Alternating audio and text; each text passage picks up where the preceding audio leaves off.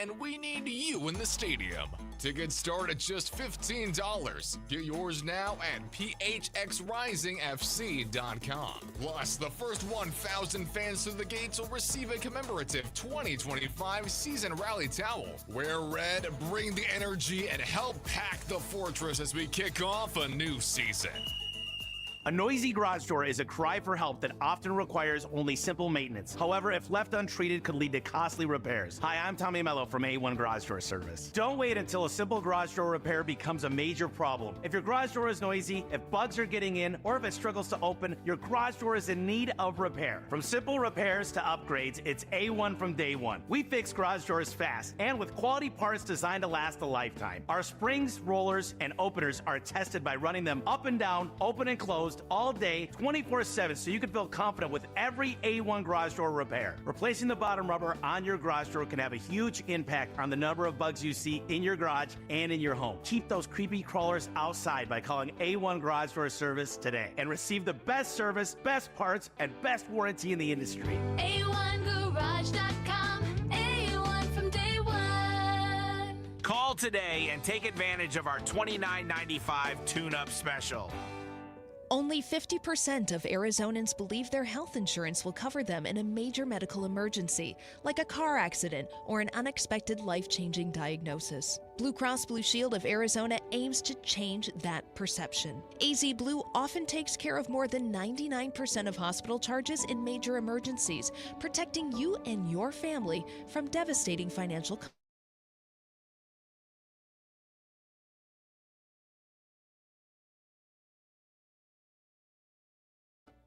Get ready for a night of classic rock and roll on March 28th at Wekopa Casino Resort. Legendary rock band Foghat will take the stage to deliver hits that have stood the test of time. Doors open at 7 p.m. Show begins at 8 p.m. Tickets on sale now at the gift shop or WekopaCasinoResort.com. We have the best of it all. Wekopa Casino Resort, the all-new Fort McDowell Casino. Must be 21 and older. Management reserves all rights. Event is subject to change or cancellation. Take advantage of thousands of dollars in SRP rebates and discounts on energy-efficient home upgrades like new air conditioning units, windows, ducts, and insulation. Save money on your energy bill while also making your home more comfortable. SRP's network of participating contractors can guide you from start to finish and maximize your savings by combining Inflation Reduction Act incentives with SRP rebates. Learn more at savewithsrp.com. Wish your school better fit your needs? Switching to Primavera Online midyear is easy. Enjoy a flexible online education from the comfort and safety of home, plus exclusive benefits like free private tutoring and merit awards for college and more. Enroll at chooseprimavera.com. AM 1060 KDUS Tempe Phoenix and KSLX HD2 Scottsdale Phoenix.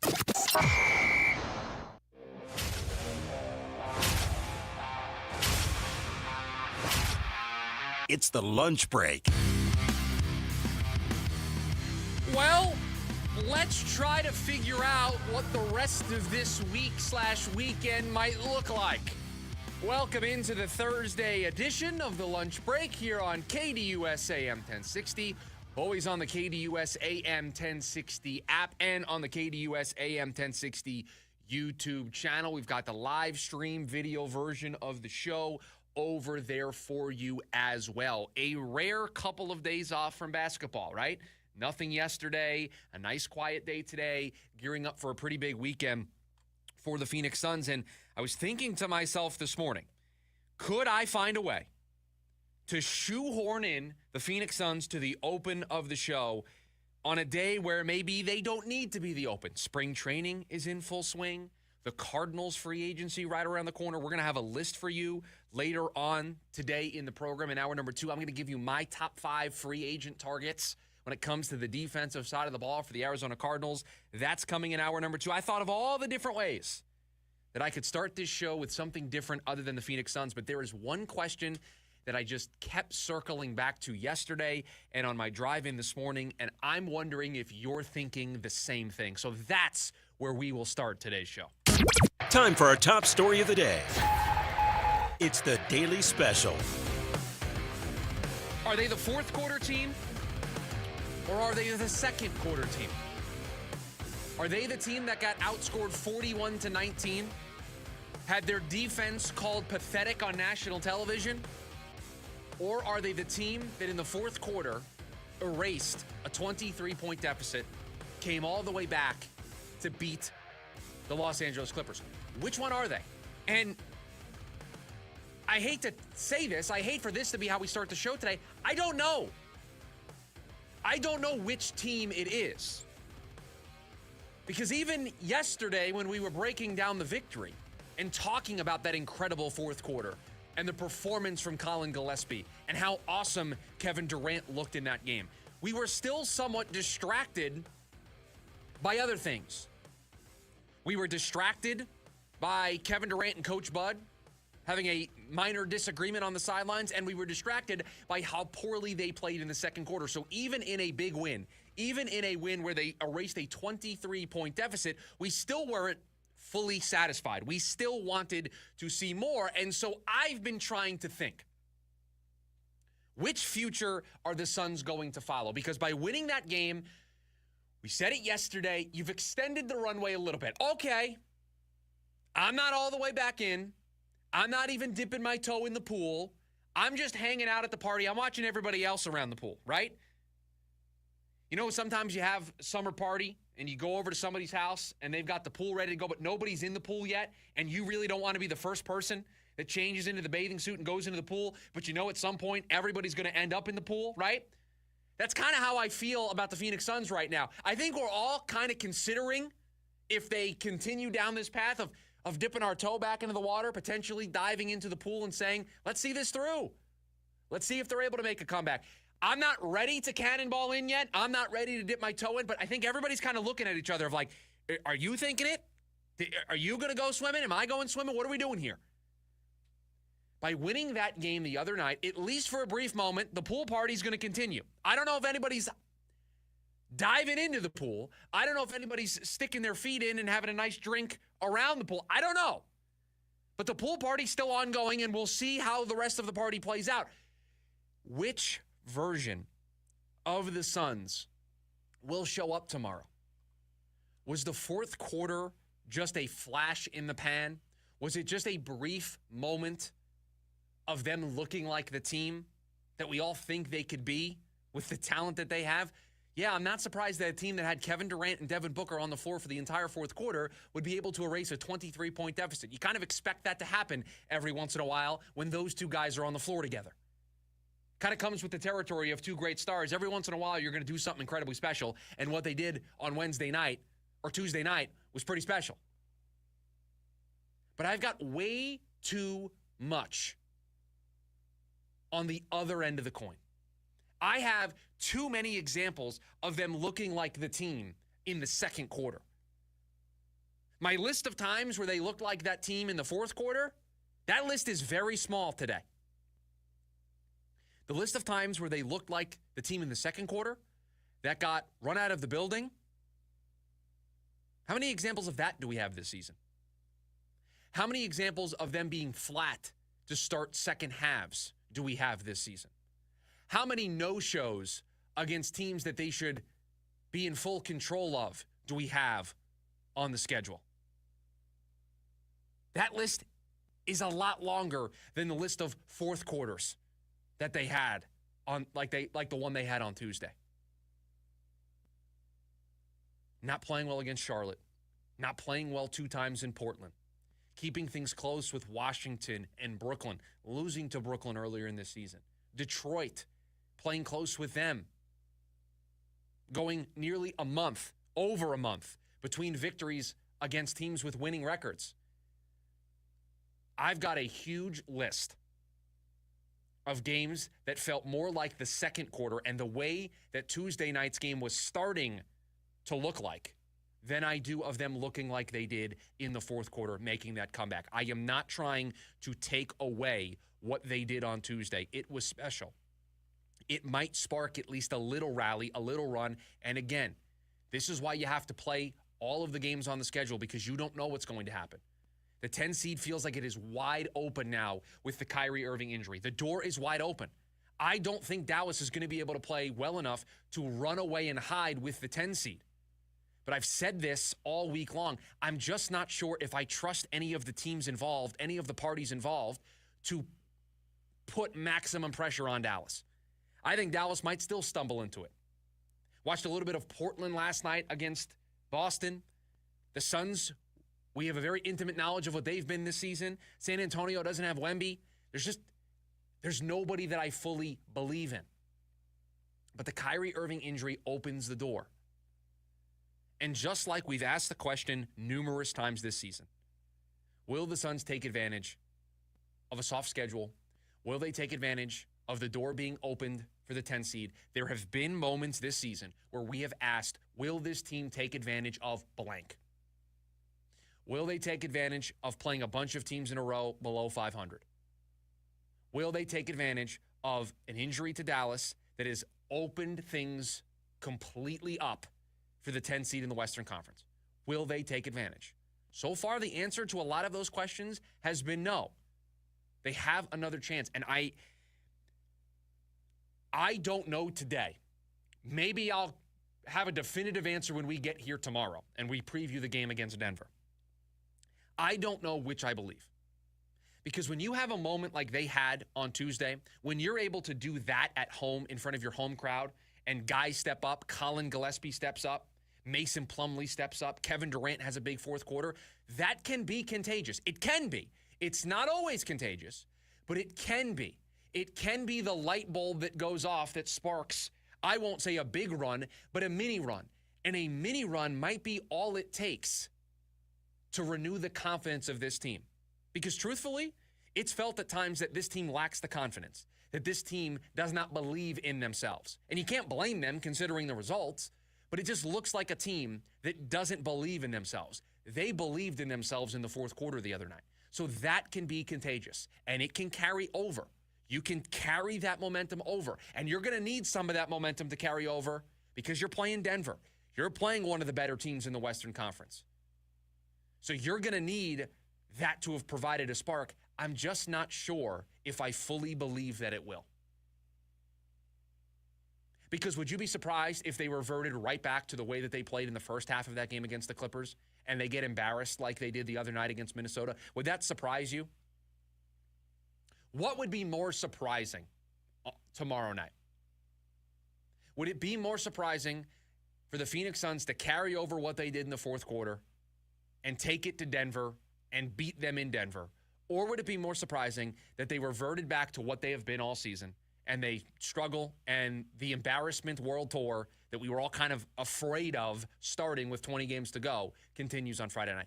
Which one would be more surprising? And I think the way you answer that question tells you how much stock you're putting into that fourth quarter. There's just not enough examples of that. As you build up more examples and as you build up more recent examples, if you carry this over and you beat Denver on Friday, okay, now I've got a 23-point comeback against the Clippers. I've got a road victory against Denver, all recently, all when we left you guys buried. We said it was over, done. Weeks now, we have been talking about how this season is over, and you respond with this. The recency bias will kick in, and maybe somebody will dip their toe in the pool and say, whoa, whoa, whoa, hold on a second. Maybe this season isn't over. Maybe it's not time to play all the young kids and reduce Kevin Durant's minutes. Although we're going to talk about that here today because there might be a small lesson that needs to be learned pretty quickly for the Phoenix Suns. They have a delicate dance, a delicate balance that they're going to have to play out here over the next, I want to say, 5 games or so. And we'll talk about that a little bit later on here in hour number 1 of the program. Somebody might start to dip their toe in the pool. I feel like we were one of the first to be all the way out. I was all the way out like in December with this basketball team. I feel like we've got a pretty good track record here with predictions like that. So I don't know if I'll be the first to dip my toe back in, but we were the first to kind of raise the alarm bells of, wait a second here, this team, not good enough. Which version shows up tomorrow night? The second quarter Phoenix Suns that got outscored 41-19, or the team that erased a 23-point deficit in the fourth quarter? If you believe that the fourth quarter version is going to show up, then the 10 seed is wide open. Let's go. Let's play these final 20-something games. If you think it's the second quarter, because you've been watching this team all season and you've got way more examples of them playing like that, it's a reason why they're in this mess in the first place, then Tuesday was a nice little footnote in what is ultimately going to be a bad ending for this Phoenix Suns story. That's what I've been thinking about for the last 24 hours or so. Everybody wants to talk about how great they were in that fourth quarter, and rightfully so. We can't ignore the second quarter. We can't ignore what got them to that 23-point deficit. Because if you don't understand the context, in the same game, they looked like one of the best teams in the NBA and one of the worst teams in the NBA.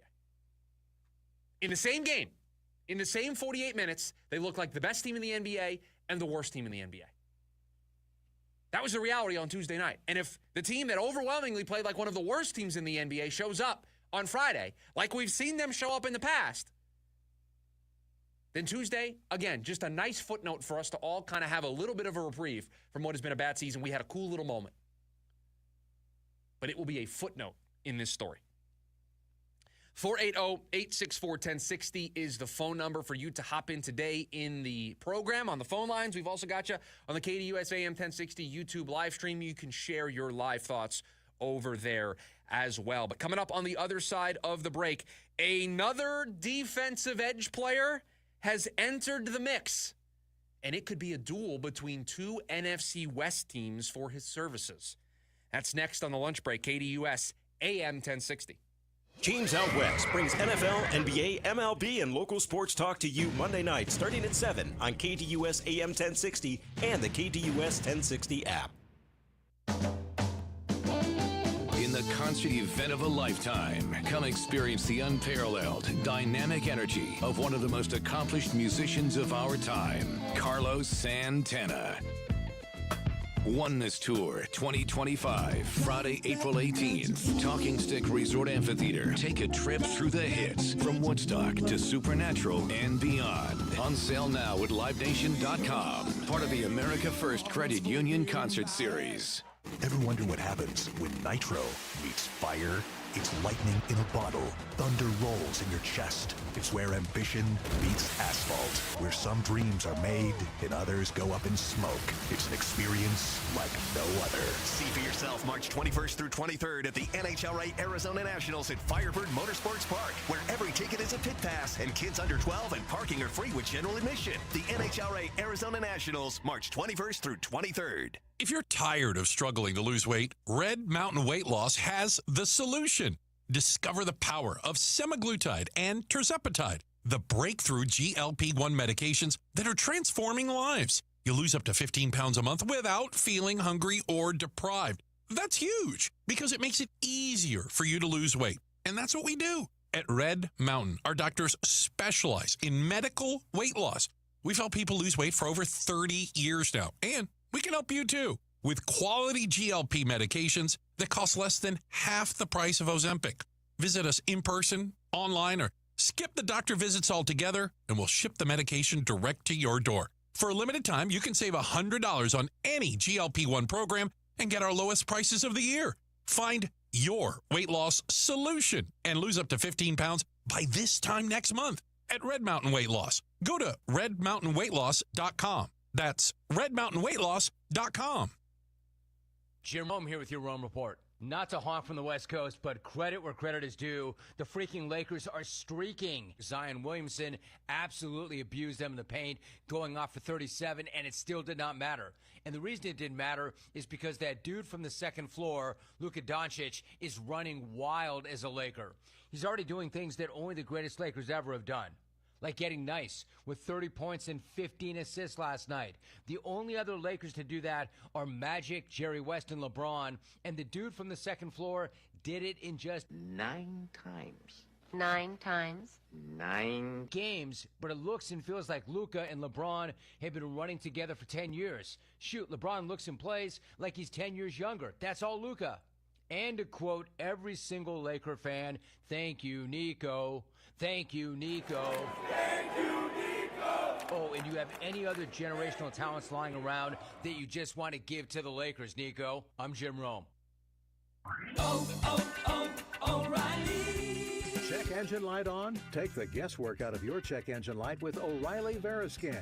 It's free and provides a report with solutions based on over 650 million vehicle scans verified by ASE certified master technicians. And if you need help, we can recommend a shop for you. Ask for O'Reilly Veriscan today. O'Reilly Auto Parts. This is the story of the one. As a quality technician in a food processing center, she knows that making the right call is the best way to avoid a recall. That's why she trusts Grainger's world-class supply chain to deliver the high-quality supplies she needs to help keep her production line, her equipment, and her customers happy and healthy. Call 1-800-GRAINGER, click Grainger.com, or just stop by. Grainger, for the ones who get it done. The Dan Patrick Show improves your mornings. The DP Show airs from 7 to 10 a.m., adjusting to that time change. Okay. Get your radios locked 7 a.m. on KTUS AM 1060.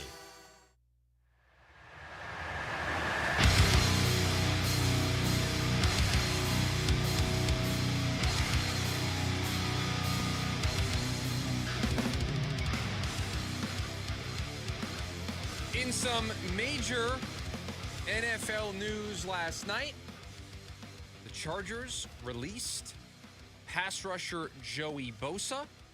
After 9 seasons with the team, they save a ton of money, $25.3 million in cap space by making the move. And now we can add another player to the list of players that the Cardinals may or may not pursue starting on Monday in their search of some pass rush help for this defense. Another name just gets added to that list, along with all of the other free agent targets: Josh Sweat, Khalil Mack, Hassan Reddick, Milton Williams, trading for Myles Garrett, Trey Hendrickson, all of the names that we have been talking about. We can now add another player to that list in Joey Bosa. Now, Bosa just recently, back in 2020, so a couple years ago, signed a 5-year extension worth $135 million. And the reason why he has been released by the team is that big cap hit and because of the injuries. Joey Bosa, here are his games played over the last couple of years. Played 14 games last season, 9 the year before that, 5 in 2022, 16 in 2021, 12 in 2020, 16 in 2019. You catch my drift here? There's not a lot of double-digit game seasons. Only one season from 2020 all the way up to this year where he played in 16 games. Only 3 times in his 9-year career has he played in at least 16 games. 2017, 2019, 2021. That's it. Only played in 14 last year. Played in 14 combined in 2022 and 2023. The injuries piled up. Hip injuries, back injuries, a groin injury that missed most of 2022 for him. A foot injury in 2023 that sidelined him for the final 7 games. A lot of injuries stacking up for somebody that was going to be due a cap hit of $36.47 million. The Chargers were just not going to do that. So now Joey Bosa becomes a free agent.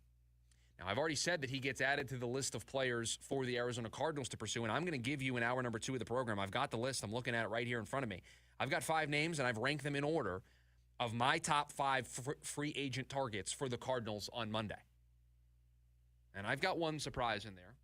It's just a player that I just think could use a change of scenery, and I think it could work. But he's not a name that's being talked about, I think, the way other names have been talked about. But the Cardinals won't be alone in their pursuit of Joey Bosa because, to the surprise of absolutely nobody, the first link, the first team that everybody threw out there would be a Bosa brother team-up in San Francisco. Joey joining his brother Nick, and the Bosa brothers wreaking havoc in the NFC and in the NFC West. So not only are the Cardinals potentially interested, and we don't know, I'm just connecting the easiest of dots. Joey Bosa is a pass rusher. The Cardinals need a pass rusher. They should at least see what that contract would need to look like. they may want to take themselves out of the running if the number doesn't match what they're thinking because of that injury profile, because he's 29 years old. There are very legitimate reasons to maybe step away from the Joey Bosa sweepstakes. But I think you're at least making the phone call. You're at least seeing what Joey Bosa wants. The injuries have derailed him. The injuries have allowed him to not put up those double-digit sack seasons on the regular. But he's still, if he's healthy, if he gives you 12 to 17 games, he can put together a decent season. But they're not going to be alone. 49ers are going to be interested, and any other team that needs a pass rusher or two is going to make that phone call. They're going to see. So the Cardinals will have competition, and they will have competition within their own division. Now, I don't want to give too much away because we're going to do the list in hour number 2 of the program. But my thoughts on Joey Bosa. Yes, he has an injury history. Yes, the production that I just listed to you, because I told you how many games he played in, but these are the sack numbers that he put up. 5 sacks in the 14 games last year, 6.5 in 9 games the year before that, only 2.5 in the 5 games he played in 2022, but he played 16 games in 2021, 10.5 sacks. He has 72 sacks in his career. His 17-game average, if he played 17 games, is 11 sacks. That includes all those down years. That includes all those years of him missing time. But here's a guy who's going to be 30 come July, so he's not super old. He's not as old as some of the other names that are out there in free agency. He's not as old as Khalil Mack, who was his teammate last year. So, yes, the injury history is something to keep an eye on. Hip injuries, back injuries, foot injuries. I get it. But then the contract needs to be reflective of that injury risk. And I wonder if a team, now maybe too many teams get involved, and so it becomes more of a guaranteed type deal. But I wonder if you see teams in their pursuit of Joey Bosa go for more of an incentive type structure, where there's a lot of money in bonuses and incentives for Joey Bosa if he stays on the field, if he's healthy, because the sack numbers will follow. Some bonuses for games played, bonuses for certain sack milestones. I think you'll see teams pursue it that way. But Joey Bosa has played 9 years in the National Football League. He's played 9 years with one franchise. So he's earned the right, now that he's been cut by the Chargers, to go wherever he wants. And at this stage of his career, at age 30, he may just want to play with his brother. And the number doesn't matter. The contract structure doesn't matter. He just wants to play with his brother. You can't win that battle. If that is going to be the one non-negotiable for Joey Bosa, that he is just enamored with the idea of playing with his brother, and you can't blame him if that's how he feels, then there's nothing you can do. But if he still wants to compete, if he's looking for the best situation for him and it doesn't have to be with his brother, then I think other teams are going to want to jump in this mix. And that should include the Arizona Cardinals. And it will include any team that's looking to make an upgrade in their pass rush room. But you've got to structure the deal the right way. He had a $30 million cap hit this past season, or this upcoming season. They saved $25 million. I don't think he'll get anywhere near that in free agency, because teams will want to protect themselves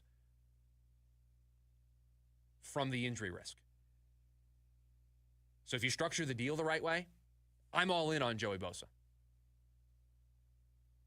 Everybody kind of gets scared of players with an injury profile, but I think they're only scared because of what the cost is. If the cost makes sense, then it's worth the risk. If he wants to make a similar number to what he made on his contract extension, then it's not worth the risk. Because if I pay a guy that money and over 3 seasons he only plays in 28 games, that's not worth the money. That's not worth the dollars that I would be paying him. The risk has to match the contract. I need the contract to bake in some of the risk. It's a guy that's played 28 games over the past 3 seasons combined. The contract needs to be reflective of the risk I'm taking on of a 30-year-old who has this injury history, has this injury profile, who's played 28 games over the last couple of years. The contract just has to match the risk I'm signing up for. If teams are just going to throw all sorts of money at Joey Bosa and it's just going to get astronomical, no thank you, I'm good. I think there are better usage of those dollars, because if Joey Bosa comes in here and that injury history continues and now he's banged up and I've got all that money tied up in one guy who's not playing for me, I haven't fixed my problem at all. So yes, I'm in on Joey Bosa, but it has to be at the right number and it has to be structured the right way. It has to take away the risk of a guy with this type of injury profile. I get it. He's been hurt a lot. But when he's on the field, he is still an extremely talented pass rusher. Make the deal make sense and have that risk baked in. Make it incentive-laden. Make it to where he hits certain milestones in games played and in sacks and he gets more money. You would be very happy paying out those extra bonuses and those extra dollars if he's putting up that type of production and he's on the field for you. So just structure it the right way. But they're not going to be alone. San Francisco's going to be in on this, and any other team that will be sniffing around the pass rush market, Josh Sweat, Washington's a team to keep an eye on. All of these teams will at least pick up the phone and see what Joey Bosa's looking for in his next contract. 480-864-1060, the phone number for you to join the program here today, also on the KDUS AM 1060 YouTube live stream. On the other side, do the Suns need to take some caution from the Dallas Mavericks? I'll explain what I mean next. It's the lunch break, KDUS AM 1060. The NAIA, JUCO, small college, high school sports, and you. Listen to Vince and Friends with the Varsity Sports Show here on KDUS AM 1060, Saturday mornings at 9 a.m. Lincoln Park. From Zero World Tour 2025. You ready?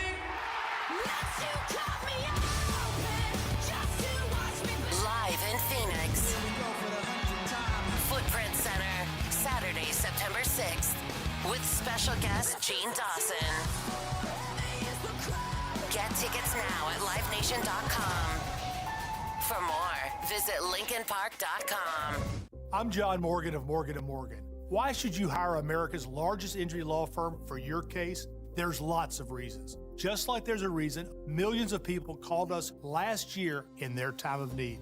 When it comes to fighting for justice and compensation, millions of people across the country trust us to go to battle for them. We became the largest injury law firm in the world for a reason. There's only one Morgan & Morgan, forthepeople.com. Injured? Dial pound law or visit forthepeople.com for an office near you. Hi, Luis Gonzalez here. Want to bet? Feel the thrill of Casino Arizona with 1,400 of the hottest slots and nonstop table game action. We make winners, no experience necessary. Join us for the best bingo in the valley with daily sessions. Indulge in all-you-can-eat Eagles Buffet or enjoy fine dining experience at the award-winning Choya Steakhouse. Enjoy top-notch local entertainment, tribute bands, and viewing parties at CAZ Sports Bar, just off the 101 in McKellips. Casino Arizona, uniquely Arizona.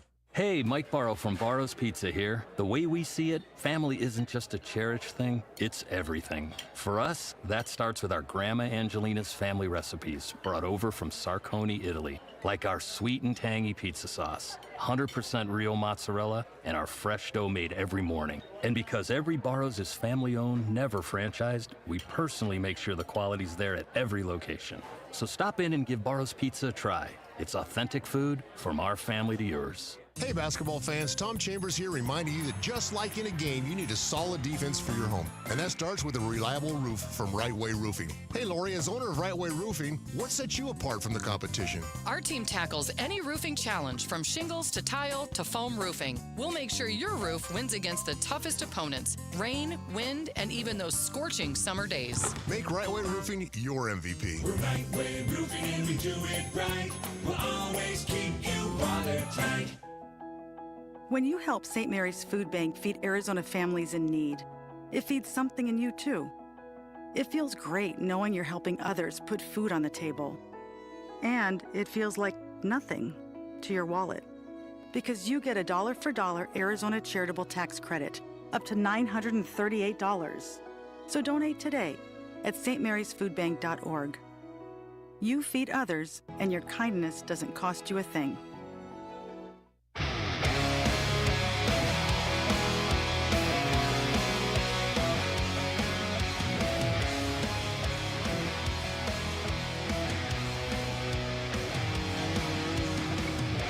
Download the KDUS AM 1060 app. Your way to take us with you on the go. Don't have to just be in your car or at your desk to enjoy the lunch break. Just download the KDUS AM 1060 app today. Register, be logged in, get those listening hours.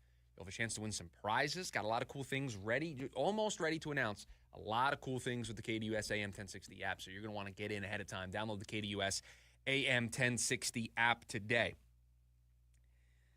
I tend to have a lot of great conversations off the air about the Phoenix Suns. We bring some of them on the show, but I talk a lot in this building with other people that are working at some of the other stations, and we talk a lot about the Phoenix Suns. And one of the conversations that I've had over and over again in the building is my overall feeling that this team needs to start playing the young players. That they're not making the play-in tournament. I'm still not buying in what I saw on Tuesday, that you have to set the stage for next year so that you can hit the ground running. And again, expedite this retool. That's the word I'm going to use for what this summer is going to be. It's not a rebuild. The Suns are not rebuilding. They are not tearing it completely down and starting over. That's at least not my interpretation at this point. It's going to be a retool. One star player is going to go out the door.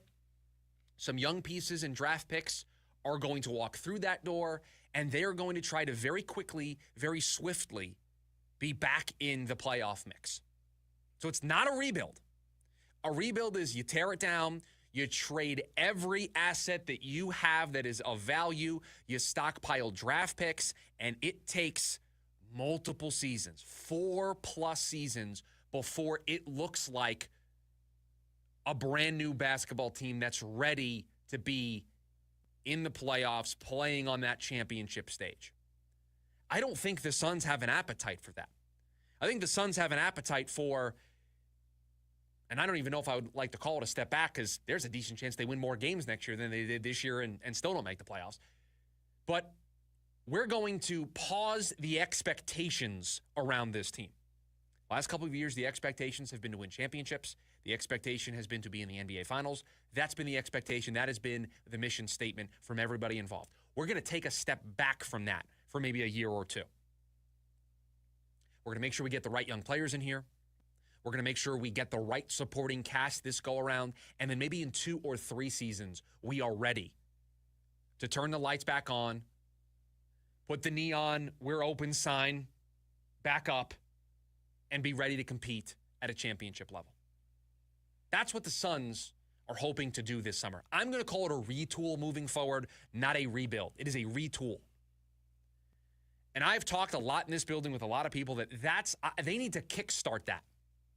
I've got to know what I have in Colin Gillespie. I've got to know what I have in Nick Richards, in Bol Bol, in Ryan Dunn. I need to use this last little run here because this season's not going anywhere. I need to know what I've got so that when this retool reaches its next stage at the beginning of next season, I've got a better handle on my roster, especially if there might be a new coach in here, especially if there is a new president of basketball operations in here. I want those guys to have tape that they can look at of these guys, of these players playing in meaningful games so that some of the homework's already done for them. In the context of having those conversations and in talking about wanting to expedite the retool process, one of the concerns that I have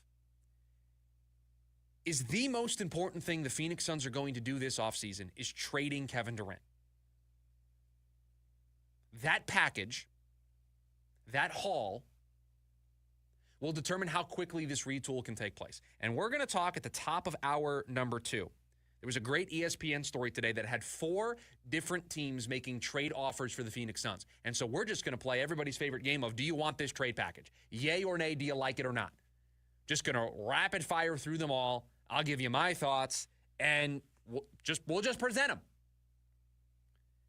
But it's the most important thing that they're going to do this summer because the young players and the picks, what young players they bring back in the summer will determine if this is going to be a lengthier retool than most, or if with the right picks, whatever year's picks they get back, whichever young players they get back, if this is hey, maybe in 1 or 2 years, this is back in line with being a team that can compete for a playoff spot, and who knows what happens when you get to the postseason. Because of how important that is, because of how important the summer of Durant becomes, Kevin Durant being healthy is a huge cloud hanging over all of this. And you just have to look at the Dallas Mavericks to understand why. The Dallas Mavericks, I don't think have any inclination, although at this point, all bets are off with the Dallas Mavericks. I have no idea what they're going to do. But I don't think there was any inclination to trade Kyrie Irving this summer. But he tore his ACL. He's going to miss the remainder of this season. He's going to miss somewhat of next season. I don't know how long, I don't know how many months he'll miss, but the way ACL treatments go, it's not a year like it used to be, but it's probably 8 months. That's November. So he's going to miss the start of the season, if not a little bit longer. 8 to 10 months, more than likely. If something, I'm not wishing this, I don't even want to be the guy that puts it out there, but we have to talk about reality. If that situation happens to Kevin Durant here over the final 20 games, and he's now missing the start of next season, you've got a 37-year-old player that teams are going to be trading for in the summer that now have a health question to also add to it. That there are going to be games at the start of the season that they're not going to have Kevin Durant for. It might impact what you get back in a trade. So at some point, I'm not saying tomorrow, I'm not even saying Sunday. I think the Suns winning on Tuesday earned them the weekend. It earned them 2 more games to see if they can turn this into a little bit of a run. But at some point, and I think it is at some point in the near future, we need to talk about throttling Kevin Durant's minutes back. At some point, the writing is going to be on the wall. I'd argue it already is, but okay, you won on Tuesday. You played some inspired basketball in the fourth quarter. The Kyrie Irving injury might have opened the door a little bit for the 10 seed. Okay, fine. I'll give you 3 games. I'll give you until Monday. This team plays Memphis on Monday. It's the second, it'll be the second leg of a back-to-back. They'll play on Sunday in Dallas. They play on Monday in Memphis. If you lose both of these games this weekend, if you lose to Denver, if you lose to Dallas, and you're playing, Kevin Durant's not playing on Monday. I need to start throttling back these minutes, especially if my ultimate goal here is I am working together, right? That's the phrase. The Suns and Kevin Durant going to work together this summer on a trade. Part of working together is, you know what, Kevin? I need you healthy come summertime. I don't need teams having even more questions than they're already going to have trading for a 37-year-old player. I don't need them to also question trading for a 37-year-old player who potentially could suffer a catastrophic injury just like we saw in Dallas. And I'm not saying coach scared, but you need to think of the long-term health of your franchise. That's it. That's the trade chip that helps you retool this thing quicker. That helps you not go into a full rebuild, but into a retool. So at some point, not tomorrow, probably not even on Sunday, but if these 2 games look a lot like recent Suns games have looked, first game against New Orleans, against Minnesota, the game against Toronto, just a couple of examples. If it looks more like that, shut it down. Shut it down. Do not risk having a Dallas Mavericks situation because Dallas, they're not trading Kyrie Irving. He's a part of their plan. If the Suns season goes the way it's going, Kevin Durant's not part of the future Suns plan. They're going to work together on a trade. Don't add any more risk to all of this. You want to try to see if you can cause a little run? Sure. Go right ahead. But come Monday, if this team didn't turn Tuesday night's fourth quarter into something of a run, if they aren't beating Dallas in Dallas to draw closer to them in the standings, if they're not doing that and it comes Monday and they've fallen further back in the standings and it's 2 really bad losses, we are right back to where we were. Shut it down. Play the young guys. Throttle back the minutes on Kevin Durant and Devin Booker. Kickstart this retool. Part of kickstarting this retool, making sure you have a healthy Kevin Durant to trade in the summertime. You can't risk it. You can't have what happened to Kyrie Irving in Dallas. Because in Dallas, yeah, it sucks. Yeah, their season's derailed, but Kyrie's part of their plan next year. AD's part of their plan next year. They're just going to run it back with those two guys next season. The Suns are not running this back. And their only way to not have to make this a full-blown rebuild is getting back a decent haul for Kevin Durant in the summertime. So if things go south this weekend, and they go the way most of the season has been going, Monday needs to be the first step in expediting this retool and shutting it down. 480-864-1060, the phone number for you to join us here today on the program. Also on the KDUS AM 1060 YouTube live stream. Hour number 1 of the program nearly wrapping up. We've got one more segment here in hour number 1. And on the other side of the break, we will do that. What could the Cardinals get back if they chose to trade down? Do a little bit of a history lesson next. It's the lunch break, KDUS AM 1060. Listener rewards for you with the KDUS 1060 app. Download today to hear all of the national and local shows you love. That's the KDUS 1060 app. Breaking news, and this one is almost unbelievable. Yeah, it's all about new customers at Bet365 because they get $150 in bonus bets when they bet $5, win or lose. And even better, bonus bets can be used on the spread, totals, and player props. There you have it. Bet $5 to get $150 in bonus bets, win or lose. And see why it's never ordinary at Bet365. 21 plus only. Must be physically located in Arizona. Gambling problem? Call 1-800-NEXT-STEP or text NEXT STEP to 53342. T&Cs apply. Rock and Roll Hall of Fame inductee, Peter Frampton. Let's Do It Again tour, June 25th, Arizona Financial Theater. Grammy winner, the one and only Peter Frampton. On sale now at livenation.com.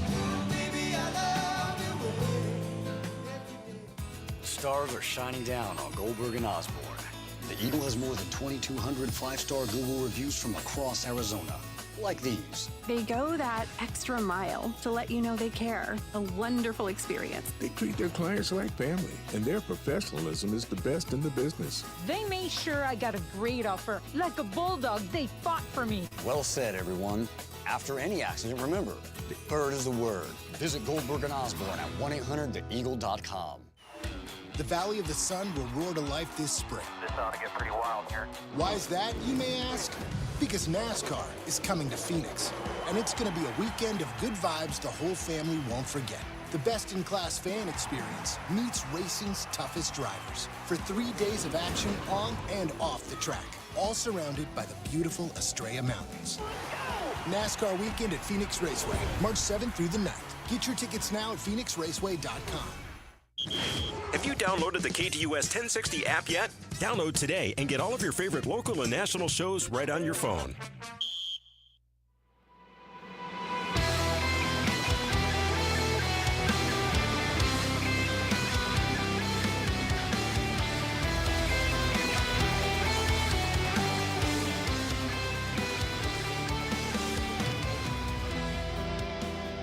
We are debating what the Cardinals should do with the 16th overall pick.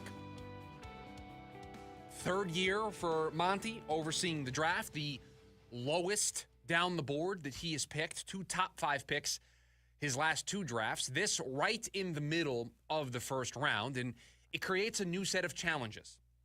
You're at the mercy more of other teams and what they choose to do. You're more at the mercy of other teams causing chaos around you, trading up. When you are picking inside the top 4 or 5, not a whole lot of wiggle room for your draft plans to get messed up. When you're picking 16th, couple trade-ups, and all of a sudden the board looks way different than you thought it was going to look going into draft night. Creates a whole bunch of challenges. So do they stay and make a selection with the 16th overall pick? Is there any appetite to move up to make sure they absolutely land their player? Do they trade the pick away to get a current NFL player? Or do they trade back? all of those options available to them. Trading up, staying in 16, letting the board fall to them, just picking a player, trading it in a deal for Myles Garrett, trading it in a deal for Trey Hendrickson if those players were ever to become available, or trading back. That's what they can do with the 16th overall pick. So what would it look like if they chose to trade back? We've debated the merits of trading back. But what could they get for trading back? Well, I spent this morning doing the research, opening up the NFL draft history books. And I've got two examples of recent memory that I want to share to you. I want to share to you a trade from last year's draft that wasn't with the 16th overall pick, but a pick in a similar range. And then I will tell you the last time the 16th overall pick was traded on draft night, what the teams got back. Last year, the Jacksonville Jaguars moved down from 17. The Vikings came all the way up from 22. That's how the Jags got Brian Thomas Jr. They got him at 22. They moved down from 17. Here's what the Vikings traded. They traded pick 23. I think I said 22. They traded pick 23, a fifth-round pick in last year's draft, and then 2 future picks in this year's class in 2025. So last year, on draft night, 2024 NFL draft, a pick swap, the Vikings come up from 23 to 17. The Vikings traded pick 23, a fifth-round pick, and 2 future selections for pick 17. That's what the Jags got in a trade to move down 7 spots. So not the 16th overall pick, but I felt like it was close enough. 1 spot down the board, and it was a recent selection, right? This is from last year's class. That allowed Minnesota to come up to get Dallas Turner, and the Jags, with the 23rd pick, took Brian Thomas Jr. So that was a trade between 17 and 23. On draft night, where Jacksonville traded the 17th overall pick for 23 and 167, a first and a fifth, and then got a third and a fourth round pick in this year's class. So the last time that the 16th overall pick was moved, you have to go all the way back to the 2018 draft. The Ravens and Bills did some business. The Bills came up from 22. So again, moving up 6 spots like the last example. They traded 22 and a third round pick for 16 and a fifth round pick. So a little bit of different value. 22 and a third for 16 and a fifth. So you swap firsts, 16 for 22, and the cost of coming up 6 spots was we're going to trade a fifth round pick for a third round pick. That was the cost of doing business in 2018 to come up to the 16th overall pick. Last year, the price to move up 6 spots from 23 to 17 was a fifth round pick in the 24 class and then 2 future picks. So last year, the Jags prioritized getting future draft capital rather than moving down and gaining additional capital in the early stages of the 24 draft. They only got a fifth in the 24 draft. They added 2 future picks. They prioritized future value. Back in 2018, when the Ravens moved down from 16, they wanted a third, and they moved a fifth in order to do so. They prioritized having a top pick in that year's draft. So that's what it looks like, at least in recent memory, middle of the draft, what you're looking for. Are you prioritizing getting future draft picks? Are you prioritizing getting 2026 draft capital? Or do you want to have more swings at the bat in the 2025 class? I know where I stand on this. If you're going to trade down, the cost for me is I want more swings this year. And that's not to say that I am in love with the 2025 draft class altogether. I can't have future draft picks right now. I need proven players on the field, and I'm already dealing from a position of weakness. I've made 21 draft selections over the last 2 drafts. Some quick arithmetic tells me that's an average of 10.5 picks per year for Monty. He's got, 5 or 6 this year? He made 12 last year, 9 his first year. It's going to get cut nearly in half this season. I need more swings at the bat this year. I need more swings at the bat to get impactful players this year. I'll take some second-round picks. I'll take some third-round picks. I'll take more swings in the early stages of this draft so I can get more players, so I can fill more needs of my team. Because if things don't go well in 2025, does it matter if I have those 2026 picks? I've said this before. I like the wheeling and dealing. I like constantly setting yourself up in the future to have some flexibility. I love it. But at some point, you have to cash in on that flexibility. At some point, you can't be Oklahoma City, you can't be Utah in the NBA and just stockpile all these draft picks. There comes a time where you have to take those draft picks and do something with them. And if this season for the Cardinals sees them miss the playoffs, does it matter that they have all those picks? There might be some changes in that building. So if I'm trading down, and right now, my ideal scenario with the 16th overall pick, I'm taking that pick, and I'm trying to get Trey Hendrickson out of Cincinnati. I'm taking that first-round pick as part of a package to get Myles Garrett. That's what I'm doing with the 16th overall pick. Staying, trading up, moving down, whatever I do, I'm not going to be able to get a better player than getting Trey Hendrickson out of Cincinnati if they can't get a long-term deal done.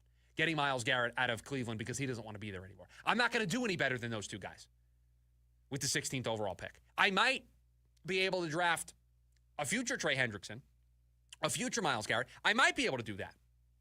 Or I could get the sure thing. I could get a guy who finished second in the Defensive Player of the Year award last year. I can get a guy who had 35 sacks over the last 2 seasons, led the league in sacks last year with 17.5. I can just go get that guy if Cincinnati can't come to a deal with him. That's what I would rather do with the 16th overall pick. But it takes two to tango. Cincinnati has to have an appetite for that. Cleveland has to have an appetite for that. You have to meet up with the values. I get all of that. When you pick 16th, you just have to pick a player. You hand a card in to the commissioner, and you make a selection. So my ideal scenario is taking that pick and doing what you did a couple of years ago. I know it was a different regime, but doing what you did a couple of years ago and trading your pick to get Hollywood Brown. That's what I would do with the 16th overall pick. My number 2 option would be trade down and get more draft picks in this year's class. Don't get future value. Get more swings at the bat this year in this class. Give yourself more opportunities to build out this roster this year. My third option would be trading up. I know you're dealing with limited draft capital, but if you love a guy, go get him. And then out of all of those options, the thing I'd like to see this team do the least would be to stay in the 16th spot and just make a pick. I think there are way better uses of that pick than to just stay and let the board come to them and just pick somebody on draft night. Think of the value that you could get. The Vikings gave up a future third-round pick in this year's class to move up. In 2018, the Ravens moved down 6 spots, still was able to make a pick in the first round, but also added a third-round pick. They turned a 5th into a 3rd without really doing a whole lot. So still got an impactful player in the 2018 draft. And also picked up a third-round pick. I'm going to do the thing here where in real time I try to figure out who they actually took in that class because all I was looking at picks that were swapped. I didn't see how it ended up. So this will be a fun little exercise because off the top of my head, I can't remember what they did with that pick at 22. But Buffalo came up to get Tremaine Edmonds. And then Baltimore traded down again to let Tennessee come up, and they took Hayden Hurst with pick number 25. So they moved down to 22 and then moved down again to 25 and got Hayden Hurst, who was pretty good for them. And that was the year they traded back in and got Lamar with 32. And my guess is they used some of those picks that they ended up getting in that deal, probably helped them feel more comfortable doing that. So you know what? I think they're pretty happy with how that worked out in 2018. The Cardinals can do something similar. It's not a whole lot of value, but it's more swings at the bat, and that's what they need. Hour number 1 of the program in the books. Hour number 2 right around the corner. 4 trade offers for Kevin Durant. Are any of them good? That's next, the lunch break. KDUS AM 1060.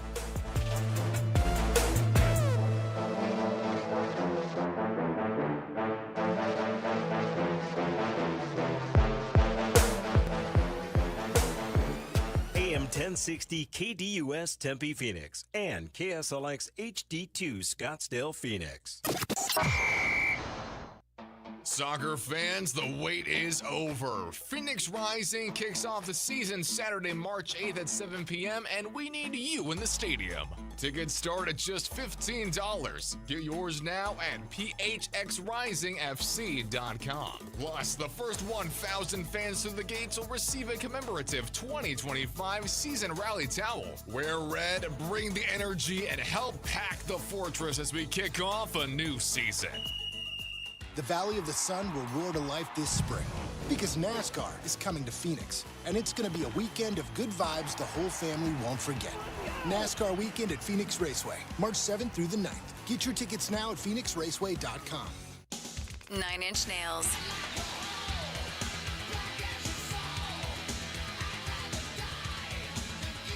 Live at Footprint Center, September 16th. Get tickets now at NIN.com. 9 Inch Nails, live in Phoenix. Peel It Back World Tour 2025. Many of you know that my inspiration for becoming an accident attorney was my brother Tim, who was rendered a quadriplegic at age 18.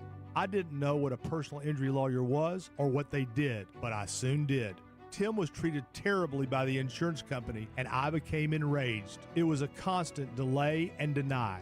I'm John Morgan of Morgan & Morgan. Tim later worked with me for 27 years. Last year, my hero died at age 65. You can see my eulogy for him by visiting mybrothertim.com. He was one hell of a man. Because of Tim, together we built the largest injury firm in the world, and our clients are treated the way I would want my family to be treated. At Morgan & Morgan, nobody is a nobody and everybody is a somebody. If you need our help, visit forthepeople.com on your phone or computer. See you soon, Tim. Morgan & Morgan, forthepeople.com.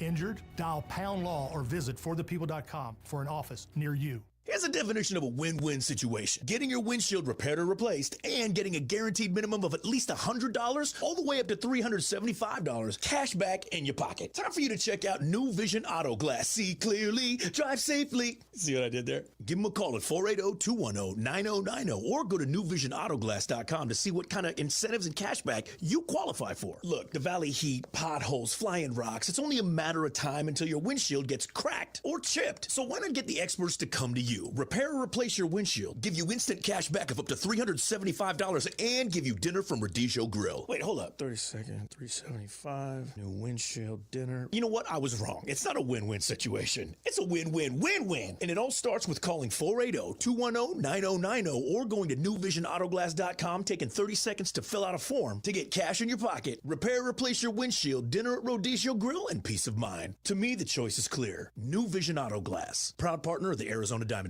AM 1060 KDUS Tempe Phoenix and KSLX HD2 Scottsdale Phoenix.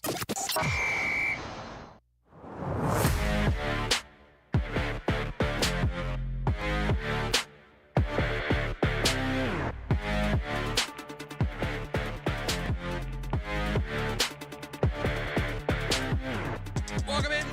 Hour number 2 of the program. Appreciate you being here on this Thursday edition of the show. A story in ESPN this morning titled Kevin Durant Trade Proposals, 4 Deals for the Suns Star. And I thought, what could be better on a Thursday than overreacting to these not real trade proposals? These are just 4 reporters who cover these teams throwing deals out there. We don't know if the teams would be interested in offering these deals, but what's better than some reckless speculation here on the radio program? I don't think there's anything better. So I thought, let's spin it up today here on the program. So here are 4 hypothetical trade offers for Kevin Durant. The 4 teams that made these deals in this story: Dallas, Houston, Miami, and the Knicks. 4 teams throwing their hat into the ring saying, we want Kevin Durant. What's the best way for us to do this? Do we want to take these one by one and react to them? Do you want me to present them all to you and then we can react to them at the other side? I think it's best if we take these one by one and go into detail with each one of these. So we'll start with Dallas. And their deal saw Kevin Durant going to the Mavericks and the Suns getting back Klay Thompson, P.J. Washington, Najee Marshall, Derek Lively, and a 2025 first-round pick via Dallas. So 1 draft pick, 4 players, including some win-now players in Klay Thompson and P.J. Washington. Now, to me, the big takeaways from this deal, Derek Lively and the 2025 first-round pick. I think it was earlier this week I outlined what I was looking for in a Kevin Durant trade, and I said the pick has to be really good. I have to feel like the pick turns into something special if I'm only getting 1. If you're just giving me a middle-of-the-road pick, I need a couple. I need 2 or 3 draft picks to make up for that, and I need a couple of young players. I could do 2 young players in a pick if I'm getting back a really solid, good lottery pick. If you're not giving me that, I need multiple swings. So you're getting 1 pick via Dallas, where right now, I'll pull up Tankathon. Dallas, the 13th best odds to get the number 1 overall pick. 4.8% chance of getting a top 4 pick. 1% chance of getting number 1 overall. And this is my favorite time of year because in this deal, we're getting Dallas's pick in the 2025 draft. Why don't I just hit the big button here that says Sim Lottery and we'll see where this pick ends up? So I'm simming. We got the 13th pick. So in this scenario, by the way, Phoenix finished 12th here. Their pick would go to Houston. So don't worry, they didn't get the number 1 pick in the draft. Dallas would send the 13th overall pick, and they would also send Klay Thompson, P.J. Washington, Najee Marshall, and Derek Lively. Listen, Lively and the pick are what you're getting here. Klay Thompson, you're not getting Klay in his prime. It's a nice win-now player. He still has at least something left in the tank, but don't think you're recreating what you had with Klay in Golden State. And honestly, I kind of feel like you have some of the similar roster problems when you have Klay and Brad. And, I mean, Klay at least doesn't need to have the ball as much as those other guys, but you need to facilitate. You need somebody to facilitate to those guys, and I just don't love it. I like Lively. I like the pick. I don't love the deal. So far, not in love with this trade offer. The Houston Rockets get involved. Kevin Durant going to Houston. Here is what the Suns get back in this deal. Dylan Brooks, Reed Shepherd, Cam Whitmore, Jock Landale, first-round picks in 2025 and 2027, both Phoenix picks coming back. And the 2025 first, according to this trade offer, is conveyed after the draft lottery. So Houston may want to protect a little bit, but you know what? If we're getting back the pick, let's sim the lottery again. Let's see where it would end up. Tankathon, please. Ended up in the 12th spot, and Houston may be comfortable giving that pick back in a deal. They may not want to give the number 1 pick if that's where the lottery ended up. They may want to do something else. So 2 first-round picks, Phoenix first-round picks in 25 and 27. Dylan Brooks, Reed Shepherd, Cam Whitmore, Jock Landale. You get Brooks as a 3-and-D guy. You have Shepherd as a young player. You have Whitmore as a young player. And you get your 2 picks.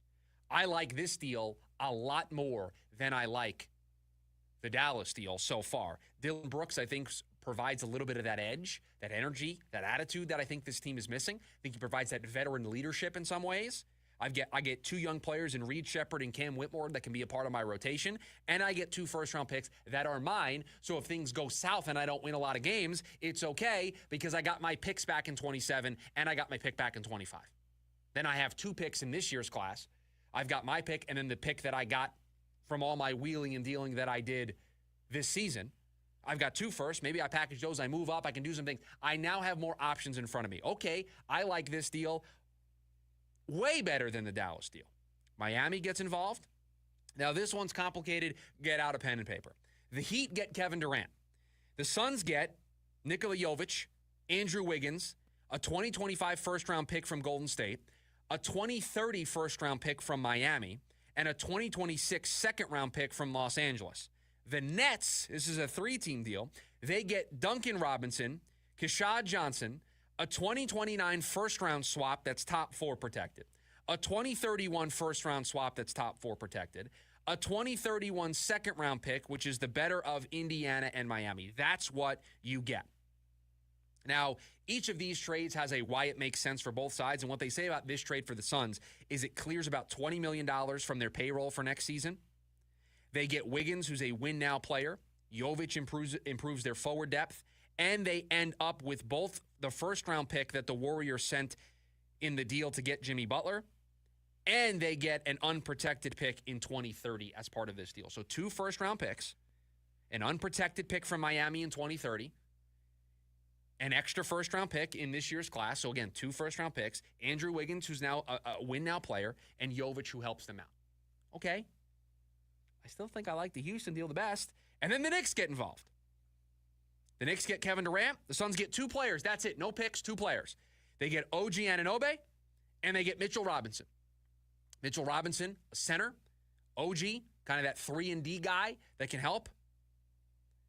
I want nothing to do with this trade. This one, it ranks last. Mitchell Robinson, health is a huge issue for him, has had some foot injuries that have been a huge problem for them. He just came back for them. I know he's only 26 years old. I know he would check a box of being a rim-protecting center. Trust me, I'm a New York guy. I pay very close attention to what the New York Knicks are doing. I wouldn't call them my favorite basketball team, but I pay attention. I've got a bunch of buddies that still live in New York. We talk about the Knicks on a regular basis. They just got Mitchell Robinson back. He was supposed to be back months ago. He's 26. He can protect the rim. He's a great rebounder. He checks those boxes, but his availability is a question mark. And I'm not trading Kevin Durant for somebody who I don't know if he's going to play a whole lot for me.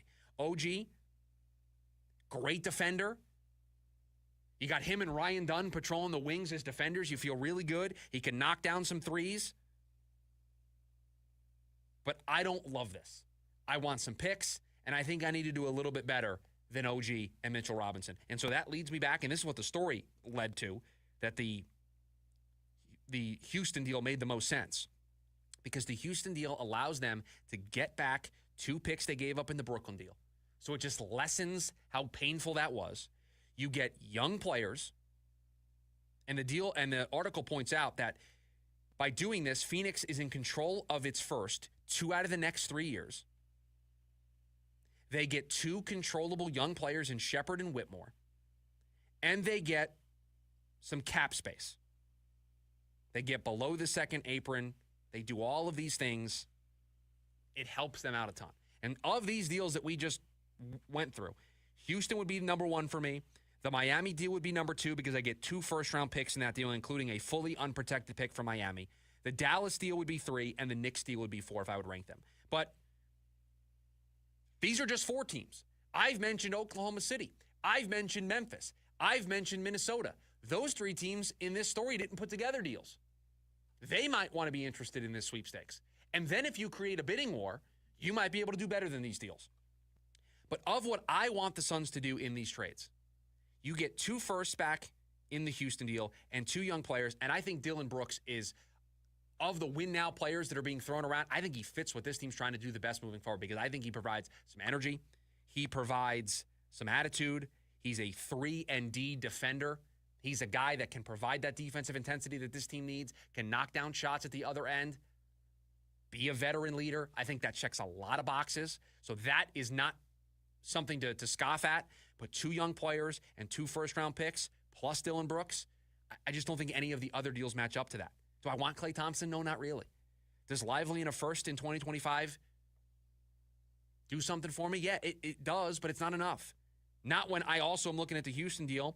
Not when I'm also looking at a Miami deal where I'm getting an unprotected first in 2030. Think about what Utah gave up to get an unprotected pick from the Phoenix Suns. To get the 2031 unprotected, look at what Utah gave up. You're now going to get an unprotected first from Miami that's sooner than that. And who knows where Miami's going to be in 2030. If that pick's fully unprotected, the Phoenix Suns could be sitting the way Houston's sitting right now, loving every minute of the Suns' collapse. The point of this exercise is the market is going to be there. And I think the market needs to be 2 young players and at least 2 draft picks. That's where it needs to start. It needs to start with 2 young players that can help me build my core around, and I get 2 draft picks. And the reason why you deal with Houston is because you get your own draft picks back, but I need at least 2 picks that allows me the flexibility. I get under the second apron. I get some young players in here to deepen my bench, and I get control of my draft picks back. The scene in draft day when Kevin Costner's character gets all of his draft picks back, that's what the Phoenix Suns would do if they dealt with Houston. But in any scenario, getting more draft capital and getting under that second apron opens up a world of creativity for whoever is in charge of the Phoenix Suns this summer.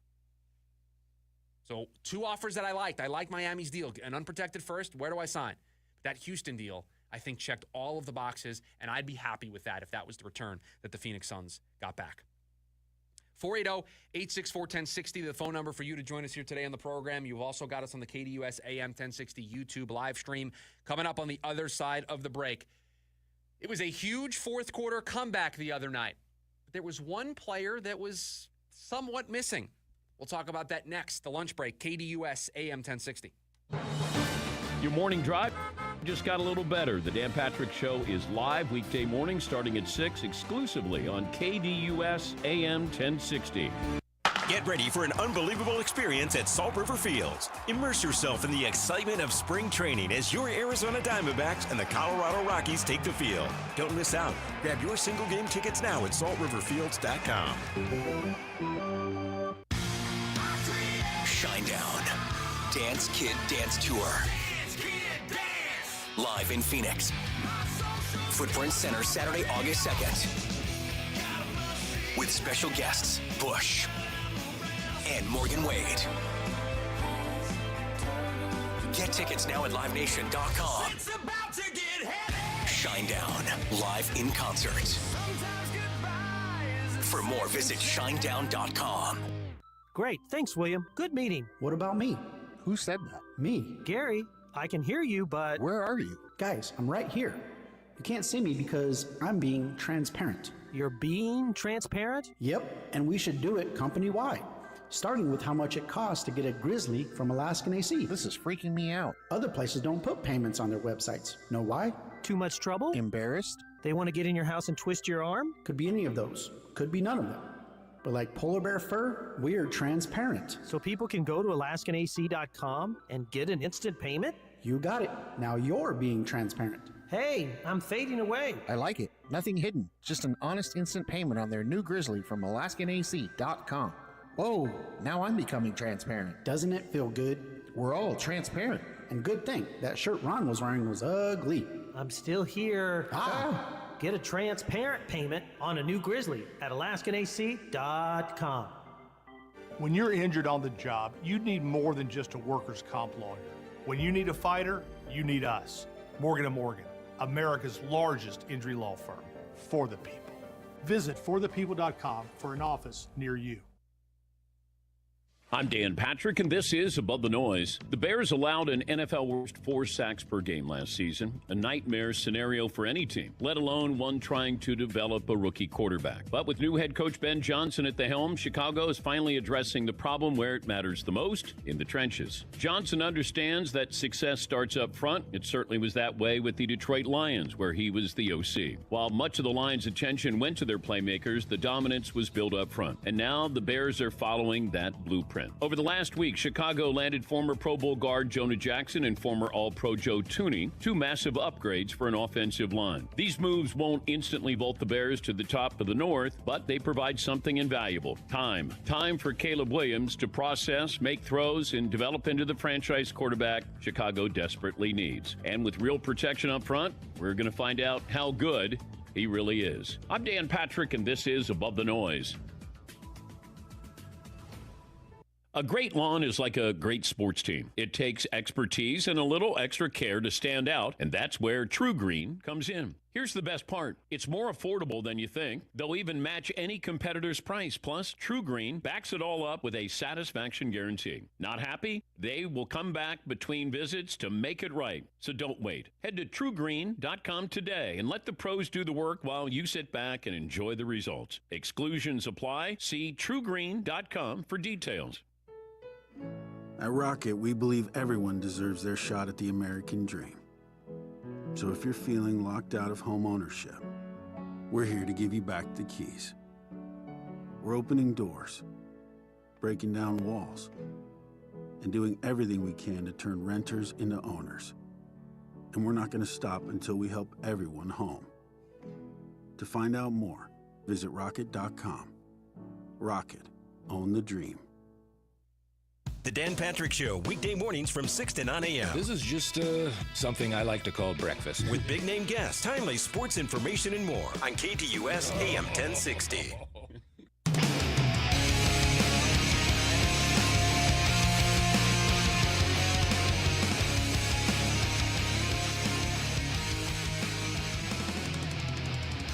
ASU women's basketball will continue their Big 12 tournament play after a win last night. They are back in action today. Pre-game with Jeff Munn starts at 4 o'clock. Tip is at 4:30.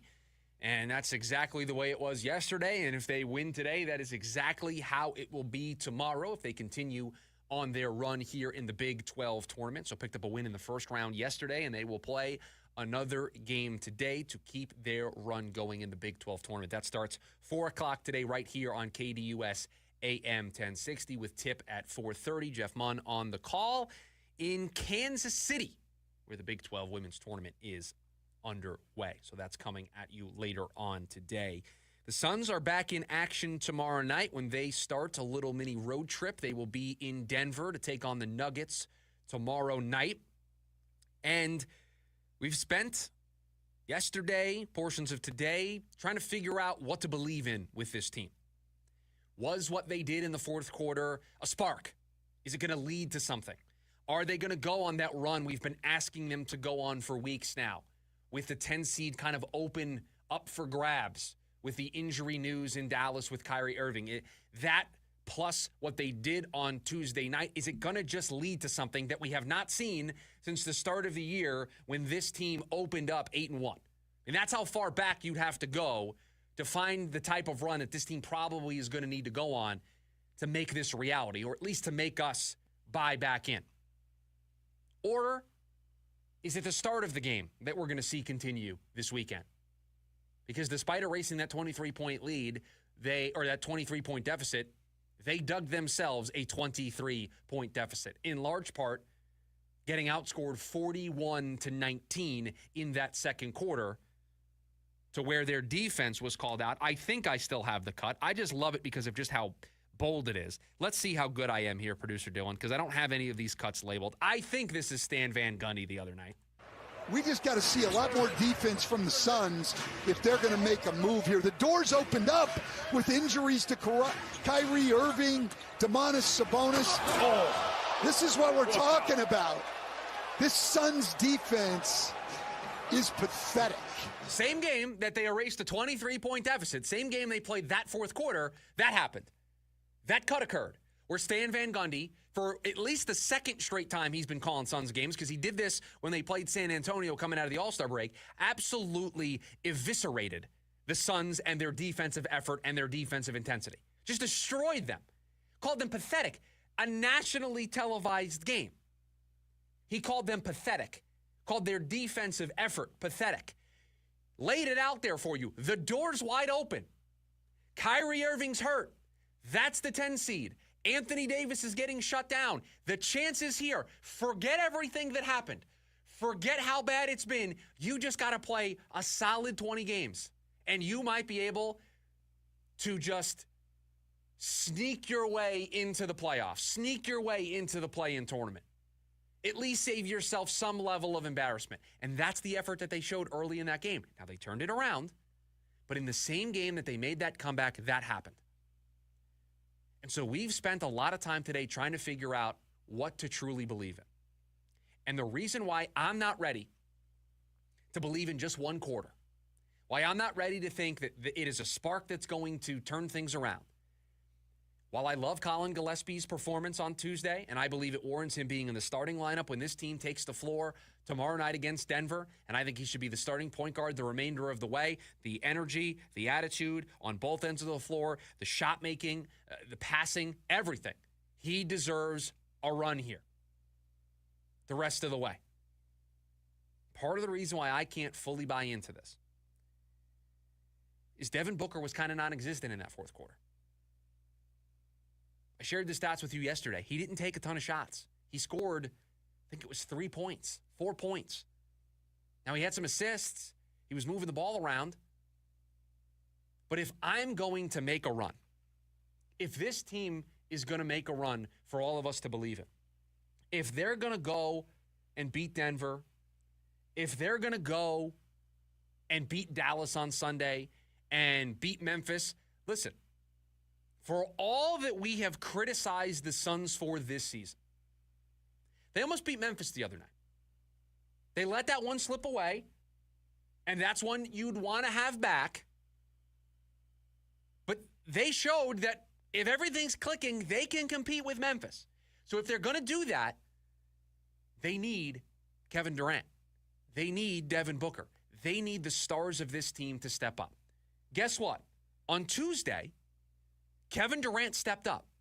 In the final 14 minutes of that game, made more shots than the entire Clippers team in the final 14 minutes. There's no question Kevin Durant stepped up. There's no question that if we were power ranking who was most important for the Suns' comeback victory on Tuesday, Kevin Durant's number one, Colin Gillespie's number two. Notice how Devin Booker didn't make that list. And I don't know if you would put Devin Booker number three. He missed free throws that forced them, when it was 119, 116, to go for the quick foul to make sure that the Clippers couldn't take it up the floor and hit a three to tie the game. He didn't play his best in the fourth quarter. He hasn't played his best this season. Hasn't played his best. John on YouTube pointing out those two free throws that were missed at the end from Devin Booker. He needs to step up in these fourth quarters. If they're going to play close games against Denver and Dallas and Memphis, and I'm just looking at the next three opponents on their schedule, if they're going to play these close games, because let's face it, they're not blowing anybody out. If they're going to win these games, they're going to earn every single one. It's going to come down to the final couple of possessions. It's going to come down to can they make a couple of stops, and it's going to come down to can they hit key buckets. And as much as I loved Colin Gillespie's effort the other night, I'm just not sure I'm ready to say, oh yeah, don't worry, they have Colin Gillespie on the floor. I loved his performance. I want him to play the rest of the way. I'm just not ready to put him in the trust tree yet. Kevin Durant, he's in the trust tree. He is on the list of guys I want the ball in their hand. I want Devin Booker a part of that conversation. I want Devin Booker a part of that list. And if the Suns are going to win these games, if the Suns are going to turn this into a run, they're going to need Devin Booker to knock down shots in the fourth quarter, especially if Bradley Beal is going to be in and out of the lineup dealing with this calf injury. We should get an update later on today about his availability for the game against Denver, although you would expect him to probably be out. They've been really taking it easy with that calf. He's been listed on the injury reports as questionable and then left the game. But no update yet. It's been listed as day-to-day. They're calling it left calf soreness. Didn't play in the second half. We'll get an update a little bit later on today via the injury report to see what it's looking like. But if Bradley Beal is going to be in and out of this lineup dealing with this calf injury, and it doesn't feel like it's just going to all of a sudden get better unless he sits down and isn't playing, he's going to have to manage it when he's in there.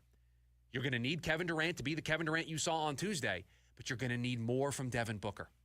You're going to need more from him when he's on the floor.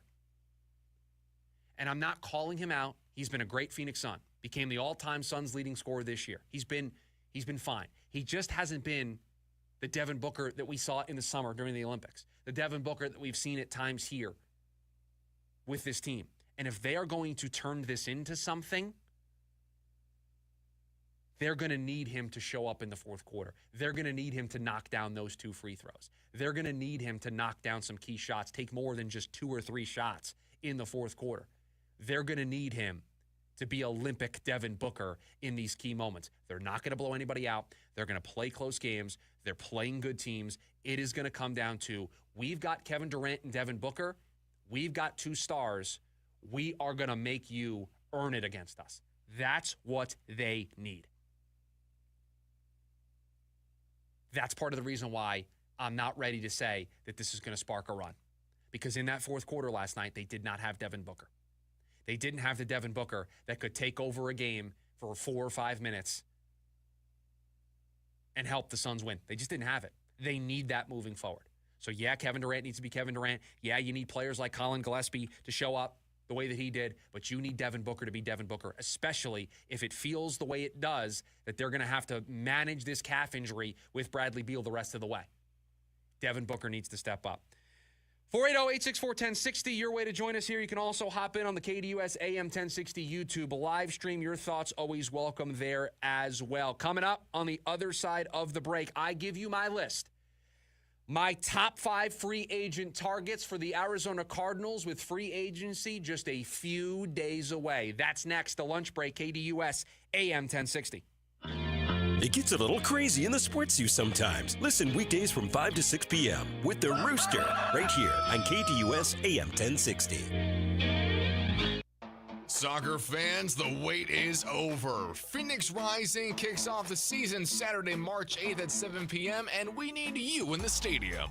Tickets start at just $15. Get yours now at phxrisingfc.com. Plus, the first 1,000 fans through the gates will receive a commemorative 2025 season rally towel. Wear red, bring the energy, and help pack the fortress as we kick off a new season.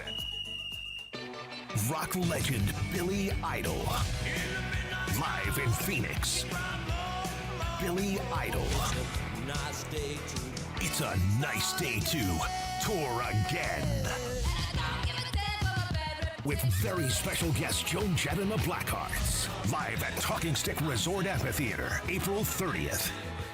Get tickets now at livenation.com. Part of the America First Credit Union Concert Series. If you don't have gas in your home, but something doesn't smell good. Ew, what's that smell? If it smells like rotten eggs, there could be a leak in your neighborhood. Now what do I do? If you suspect a leak, move fast, call 911 and Southwest Gas. From a safe location. But I don't have natural gas in my home. Gas lines are buried all around, so even if you don't have gas. I know, call 911 and Southwest Gas. At A1 Garage Door Service, we wouldn't be here without you. Hi, I'm Tommy Mello. During Customer Appreciation Month, we're giving back with special offers that you do not want to miss. Whether you're a loyal customer or trying us out for the first time, if you've never experienced A1, now's the perfect time to see why so many families trust A1. To all of our past, present, and future customers, thank you. A1Garage.com, A1 from day one. Make a precision decision with Precision Air. Other AC companies offer tune-ups for $60 to $80. Guys, these aren't tune-ups at all. They're just inspections with a $300 to $500 price tag by the time they're all done. Our complete AC tune-up includes all the things upsold to you by the other guys for just $159.95. But for the month of March, we'll do it for $100. Make the precision decision today and call us at 602-FIX-MY-AC. Get a real AC tune-up. The Renaissance Festival is back. Weekends now through March 30th. Be ready to have a great time. Amazing adventure awaits the entire family. New shows, shopping, jousting nights, non-stop feasting. Leave your cares behind. Happiness reigns at the Renaissance Festival. It's fun and affordable. You'll love the Renaissance. Visit now through March 30th. Discount tickets available at Bashers' and Food City or online at arizona.renfestinfo.com. Presented by Delta Airlines, Bashers', Food City, Pepsi, Budweiser, and Guinness. Every Monday night, check out Ray Adams as he hosts the Monday Night Golf and Lifestyle Show from 6 to 7 p.m. here on KDUS AM 1060.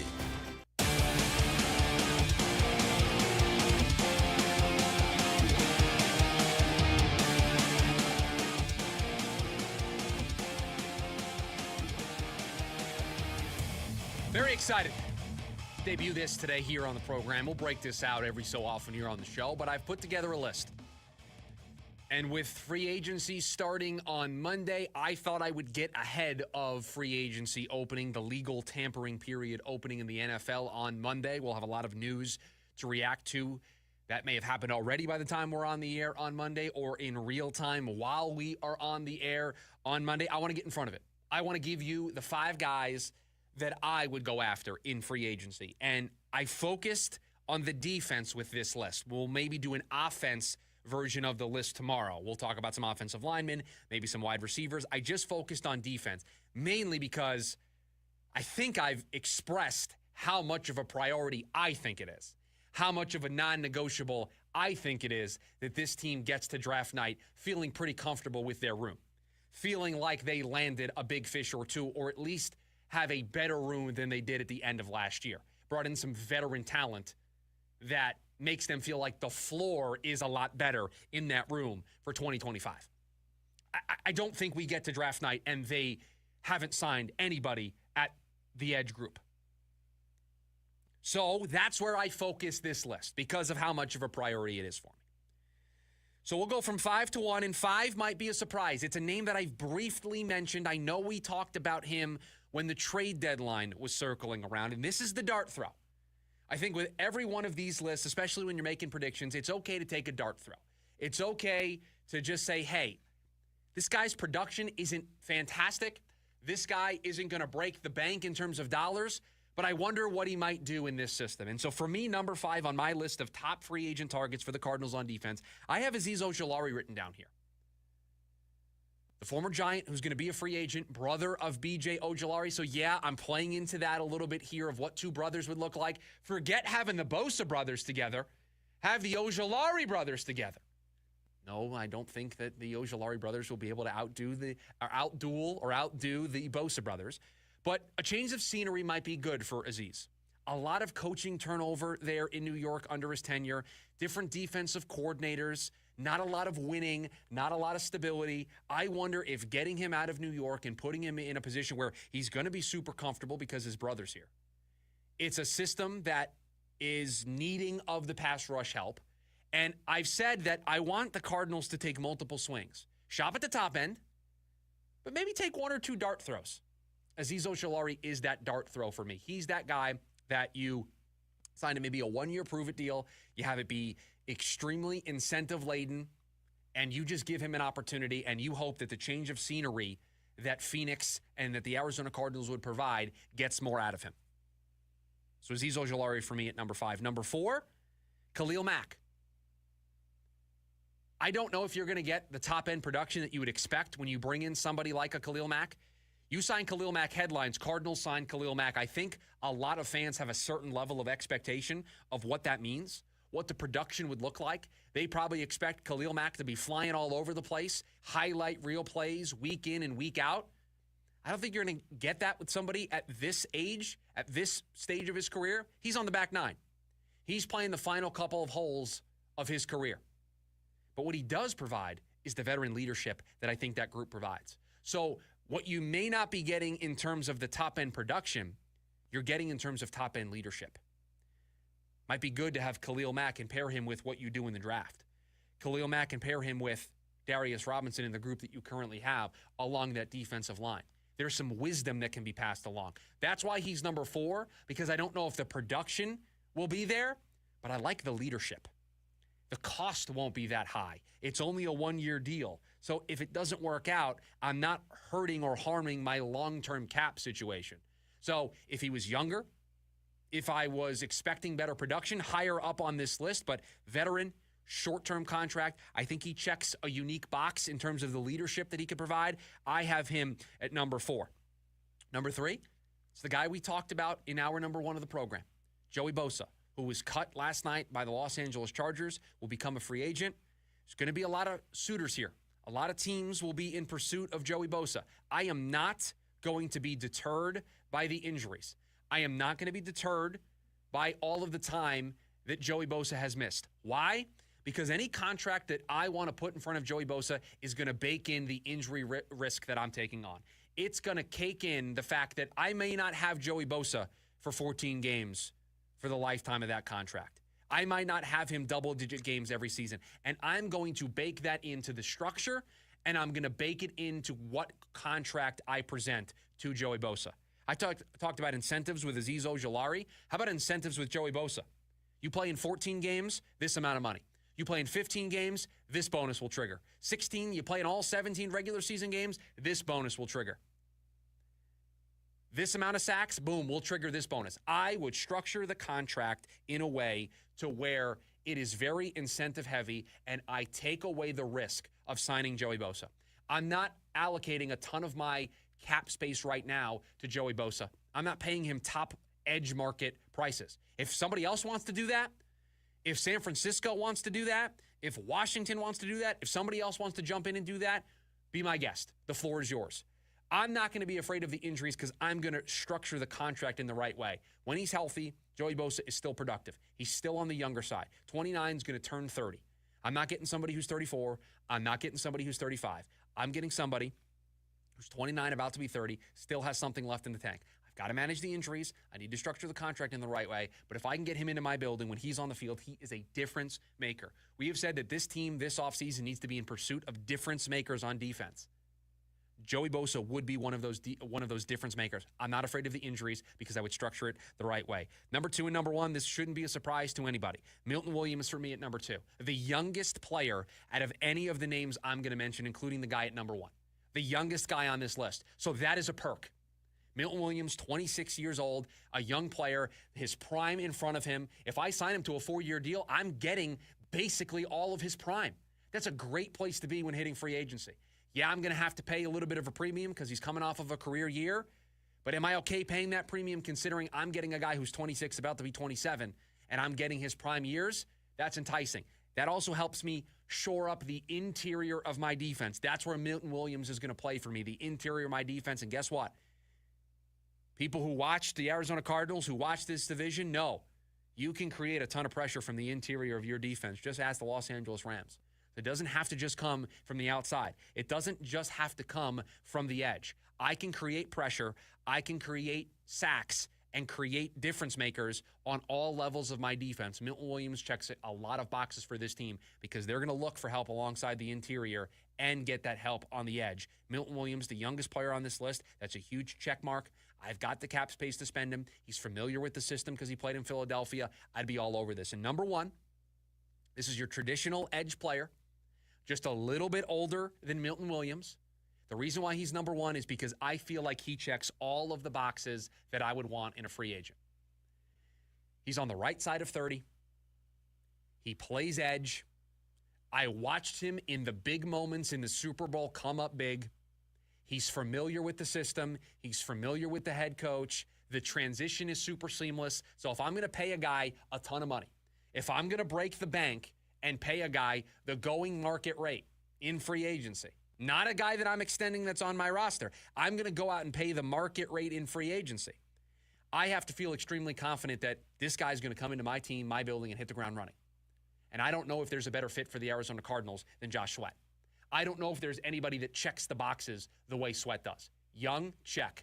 Prime still in front of him, check. Familiar with the system, the coaching staff, the language, everything, check. That's a huge benefit for the Cardinals in their pursuit of Sweat this offseason. I don't worry about Sweat needing time to learn the system. I don't need to worry about Sweat getting acclimated. He's going to feel really comfortable being around Jonathan Gannon. He's going to feel really comfortable in this defensive structure because it's exactly what Gannon was running in Philadelphia. So it's very similar, if not almost identical. Young, knows the system. And I got to tell you, the big moments, man. Did you watch him in the Super Bowl? He was creating pressure on Patrick Mahomes. He was making plays against Patrick Mahomes in the Super Bowl, the biggest stage, playing the best quarterback in the game, playing the Kansas City Chiefs trying to three-peat. The pressure didn't faze him. So the big moments, he passed that test, familiar with the system. He's young. You're getting him in his prime years. I don't think there's a better free agent available that fits what the Cardinals are looking for. Oh, and by the way, he's a traditional edge player, right? Milton Williams, an interior player. Yes, you can create pressure there, but what we've been talking about all offseason is, hey, go get that guy that can stand up on the outside and create pressure on the tackles. Josh Sweat does that. So he checks all of the boxes, and I would have zero reservation of giving him the big contract. And I'm not surprised that the two Philadelphia guys ended up towards the top of the list. You win a Super Bowl. You're a big reason why you were able to win the Super Bowl. You're going to cash in. And with the way the Cardinals need help defensively, those two guys on the list. So to recap, Azeez Ojulari 5, that's my dart throw. Khalil Mack 4, Joey Bosa 3, Milton Williams 2, Josh Sweat 1. My top 5 free agent targets for the Cardinals this offseason. If I was the guy sitting in the chair, if I was the guy making the decision, these would be the 5 guys that I would prioritize attacking when free agency starts on Monday. 480-864-1060, the phone number for you to join the conversation. Last call, because we've got one more segment before we hand things off to Jim Rome here today. And a quick reminder, ASU women's basketball, big win last night. Cinderella story in pursuit. They play another game today, round 2 of the Big 12 women's basketball tournament. That starts pregame at 4 o'clock here on KDUS AM 1060 with the tip at 4:30. Jeff Munn on the call. So your last call's on the other side, 480-864-1060. You can also hop in on the KDUS AM 1060 YouTube live stream to get your thoughts in. We've got a heavy leftovers for you in the next segment. We'll wrap up everything, put a bow on it, and get out of here on a Thursday. We'll do it next. It's the lunch break, KDUS AM 1060. The Varsity Sports Show dives into Arizona high school sports, JUCO, NAIA, and NCAA sports. Catch it Saturday mornings, 9 a.m. on KDUS AM 1060. Breaking news, and this one is almost unbelievable. Yeah, it's all about new customers at Bet365 because they get $150 in bonus bets when they bet $5, win or lose. And even better, bonus bets can be used on the spread, totals, and player props. There you have it. Bet $5 to get $150 in bonus bets, win or lose. And see why. It's never ordinary at Bet365. 21 plus only. Must be physically located in Arizona. Gambling problem? Call 1-800-NEXT-STEP or text NEXT STEP to 53342. T&Cs apply. Deftones. North American Tour 2025. Live in Phoenix. Footprint Center, March 9th. With special guests, the Mars Volta and Fleshwater. Get tickets now at livenation.com. Presented by the Big Red Radio. Ready to take the next step in your education? It's time to check out Central Arizona College, Pinal County's community college. CAC offers workforce development programs to get you job ready quickly and university transfer programs to help you save on your bachelor's degree at one of Arizona's top universities. Summer enrollment is open now and registration for the fall term opens April 7th. Don't wait. Complete your free application today and schedule a meeting with your enrollment advisor to set your path to success. Visit centralaz.edu now. We are CAC. The game is on the line, and I've only got a shot clock's worth of time to tell you about Subway's $6.99 foot-long deal. That's right. Order now in the Subway app and get any foot-long on the menu for just $6.99. Fresh sliced deli meat, fresh crispy veggies. Too much good stuff. Get it now on the Subway app. Any foot-long for just $6.99. Use code 699FL now. Only here for a limited time. Redeemable at participating U.S. restaurants. Subway app. Online orders only. Add-ons additional plus tax. Additional fees apply on delivery. Excludes foot-long snacks. Limited time. Play Monopoly Scratchers from the Arizona Lottery and bring the game to life. Pass go and collect up to $500,000. Follow the signs and take a chance to win real money and multiply your prize up to 100 times. Imagine your next big adventure with Monopoly Multiplier Scratchers from the Arizona Lottery. Monopoly is a trademark of Hasbro. Check out KDUS AM 1060 on 100.7 KSLX HD2. That's right, HD radio on 100.7 channel number 2.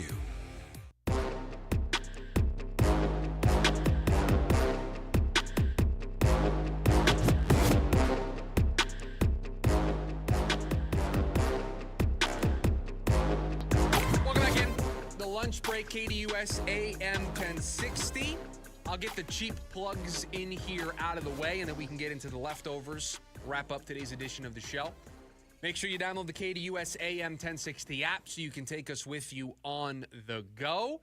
Your one-stop shop for everything KDUS AM 1060. Super simple. Download the app wherever you get your apps. One click, one button, boom, you are listening live to everything here on KDUS AM 1060. And if you missed anything, maybe you're arriving late to the program, you want to catch up on all the stuff that we talked about here on the show today, the Lunch Break podcast, wherever you get your podcast, just search the Lunch Break, and both hours of the show are podcasted immediately when we are done here, so you can catch up on anything that you missed throughout the course of the show. I have started to get back into the card collecting game.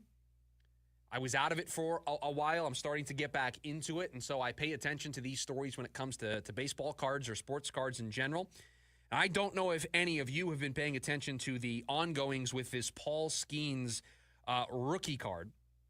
But there is a one-of-a-kind autographed baseball card that has a patch of the jersey that Paul Skeens wore during his debut.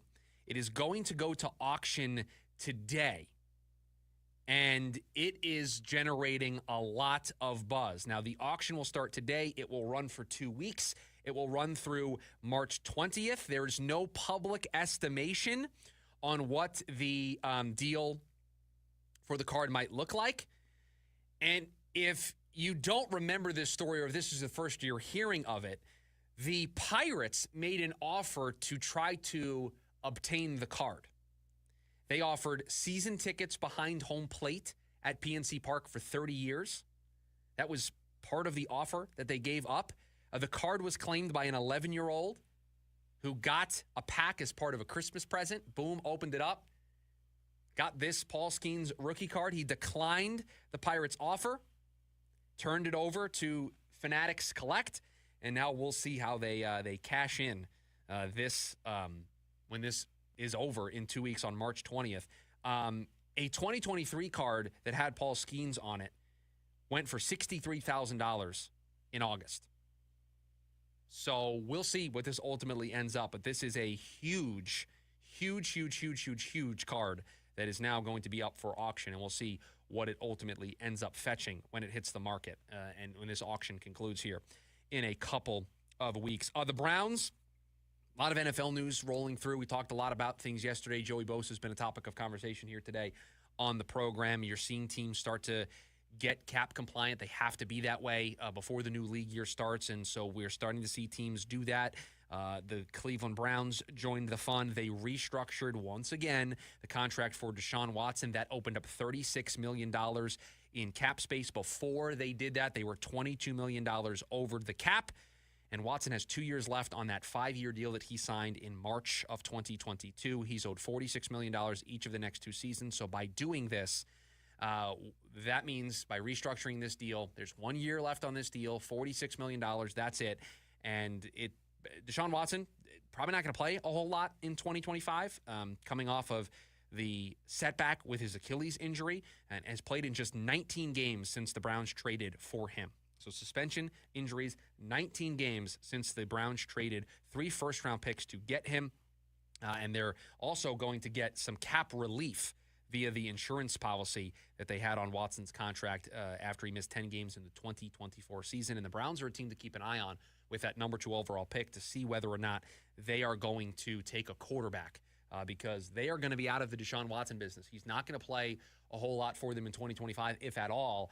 And I don't think they want him starting for them in 2026. They're just going to ride out that contract. Huge mistake, fully guaranteed deal, aged poorly immediately. Why they traded 3 first-round picks for a guy who, let's face it, had all of that baggage when you traded for him, was multiple years removed from his last good season in Houston, sat out that entire year in Houston while everything was going on. It was just across the board. Just didn't make sense at the time, and they never even got a glimpse of Deshaun Watson helping them be relevant.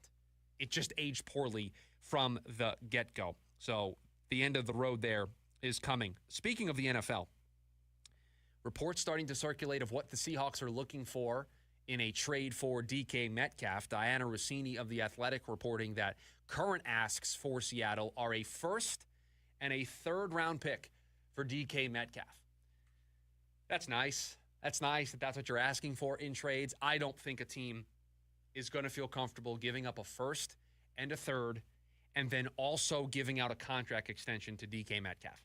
Because that's what you're doing. If you're going to trade a first and a third for DK, you're then also going to sign him to a big, lucrative contract extension, kind of reset the wide receiver market a little bit, or at least put him up in the upper echelon of the wide receiver market. So am I going to give up 2 premium draft assets and a first-round pick and a third-round pick and then also allocate a ton of cap space to DK Metcalf? I love DK. I think he's a great wide receiver. I think he would make any team better by acquiring him.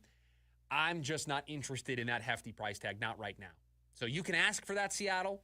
I don't know how many teams are going to be interested. I don't know how many teams are going to take the bait there and want to give up a first and a third plus sign him to a contract extension. So that's where the ask is right now, reportedly. I don't think they're going to get many suitors. I think that price tag is going to have to come down. A baseball story here for you. There was an interview in The Athletic that Bryce Harper did, and he used the phrase more than open to going back to the outfield if the Philadelphia Phillies can significantly upgrade at first base. And I'm just going to read you the quote, and then we'll discuss. I'll read between the lines, and I'll tell you exactly what Bryce Harper is saying here. Quote, I talked to them this offseason about that.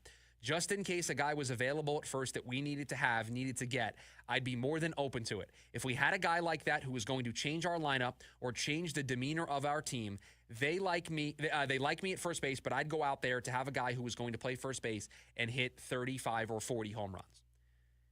Now, he goes on to talk about Pete Alonso being maybe the reason why he brought this up, because Pete was still out there in free agency before ultimately re-signing with the New York Mets. But allow me to tell you what really Bryce Harper was saying with this quote, because he talked about a guy that could change their lineup, a guy that could change the demeanor of the team, could hit 35 or 40 home runs and play first base. Let me tell you exactly who Bryce Harper is talking about when he had that quote in an interview with The Athletic. He is saying, without actually saying it, hey, guys, if you'd like to go out and sign Vlad Guerrero Jr. next offseason to a huge deal, yeah, I'd move to outfield for that. Adding one of the best first basemen, one of the best young talents in the game to our lineup, I'd go to the outfield. Now, you can't say that. You get investigated for some tampering, but that's what Bryce Harper is getting at. That's who he's talking about. And it's not going to be Juan Soto. It's not going to be Shohei Ohtani. But we've had a huge, massive name be at the top of the free agent market each of the last two off seasons. First, it was Shohei Ohtani signing that huge mega deal with the Dodgers and those sweepstakes and people tracking planes and him potentially going to Toronto and all of the nonsense that comes with a big player, star player, being available in free agency. And then again with Juan Soto, all of the meetings that he took, all of the sit-downs that he had, all of the reported leaked contract offers from all these different teams, what Boston offered, what Toronto offered, what the Mets ultimately gave him in the deal. First, it was Shohei Ohtani. Last year, it was Juan Soto. This offseason, it will be Vlad Guerrero Jr. Will he get to $700 million the way Soto and Ohtani did? No. I do not think so. Vlad is a star. I don't think Vlad is to the level of Juan Soto. I don't think Vlad is to the level of Shohei Ohtani, but he is a star. He will be the top free agent next offseason, and that's what Bryce Harper's talking about. That's the type of change in the lineup, change the demeanor of the team, can hit 35 to 40 home runs. That's who he's pointing at. It is going to be a big sweepstakes. I don't know who's going to be interested because the contract's going to be very, very large, and with the way baseball is right now, I don't know how many teams can pursue that type of contract. But Bryce Harper, without saying it, was saying, hey, Phillies front office, could you maybe consider going out and getting Vlad Guerrero Jr.? So it already begins. It is already starting. And so for 3 straight years, we are going to have a big, huge marquee free agent be available, and those sweepstakes are going to be insane. I have a soccer story. By the way, quick reminder, Phoenix Rising, home opener right here. Actually, because of where NAU ended up in the tournament, for the Big Sky. NAU, I believe, is going to start here on 1060 on Saturday. The Phoenix Rising, their home opener, you'll be able to hear that on 1440 a.m. I forgot that the Big Sky bracket got released and the timings of it. I think when we made the announcement on Monday, we still weren't sure where everything was going to end up. But Phoenix Rising, their home opener, this Saturday, 6:30 pregame, 7 o'clock kick. That will be over on 1440 a.m. And speaking of soccer, apparently, there's a consideration in the 2030 World Cup, and I know I'm getting way ahead of myself here. There's a consideration for a 64-team World Cup. Just let everybody play. To celebrate the sport, the 2030 World Cup is going to take place in Morocco, Spain, and Portugal. And the first edition of the FIFA World Cup was held in Argentina, Paraguay, and Uruguay. They're also going to host some games. The World Cup's going to 48 teams. Next year's edition, that's going to be here. They're talking about expanding to 64 teams. Just let everybody in. Now, they're calling it a one-off, but yeah, just let everybody in. I mean, we already do it in the NBA. 20 teams get in the NBA. Might as well just let everybody in. That's going to do it for us here on this edition of the show. Jim Rome coming up next. Producer Dylan, thank you for all that you do. Hope everybody has a great rest of your Thursday. We'll talk to you tomorrow. See ya!